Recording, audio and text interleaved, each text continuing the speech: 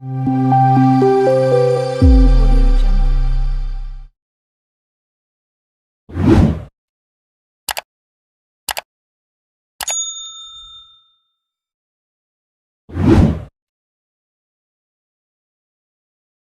ছিল গ্রাম ফুলপুর। সেখানে বাস করত একজন বিধবা মহিলা, নাম তার সরোজিনী। তার একমাত্র মেয়ে শিউলি ছিল মায়ের চোখের মণি, ফর্সা, সুন্দর, আর একটু অহংকারীও। কিছুদিন পর সরোজিনী আবার বিয়ে করলেন। স্বামীর আগের ঘরের একটি মেয়ে ছিল, নাম কালু।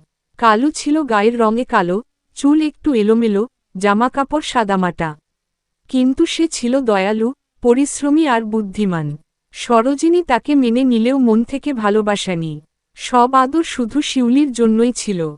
কালুকে তাকে সব কাজ করতে হতো, রান্না, কাপড় ধোয়া, গোয়াল পরিষ্কার, সবই। গ্রামের মানুষও কালুর গায়ের রং দেখে তাকে অবহেলা করত। শিউলি তাকে বলতো, তোর মতো কালো মেয়ের কেউ ভালোবাসা চায় না।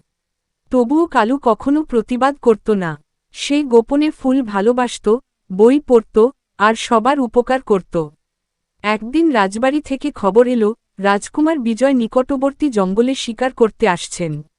সেই উপলক্ষে একটি বনভোজনের আয়োজন করা হল।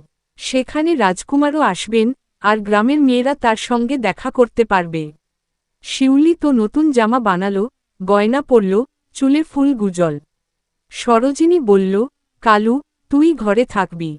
তোকে দেখলে লোকে হাসবে। কালু চুপচাপ থাকল। তখন তার একমাত্র বন্ধু, বুড়ো ফুলওয়ালা চাচা, এসে বলল, তুই কি বনভোজনে যেতে চাস?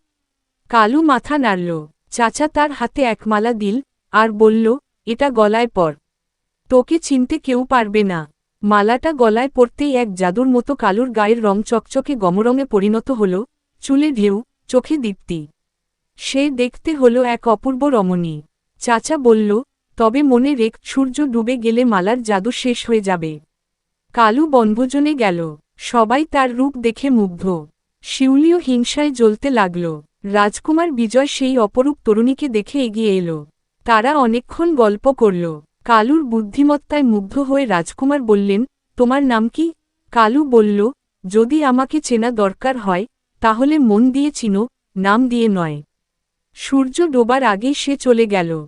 কিন্তু তাড়াহুড়ায় তার একটি মাটির কাঁসার চুড়ি পড়ে গেল। রাজকুমার সেই চুড়ি হাতে নিয়ে ঘোষণা দিলেন, যার হাতে এই চুড়ি ঠিকমতো বসবে, তাকেই আমি বিয়ে করব।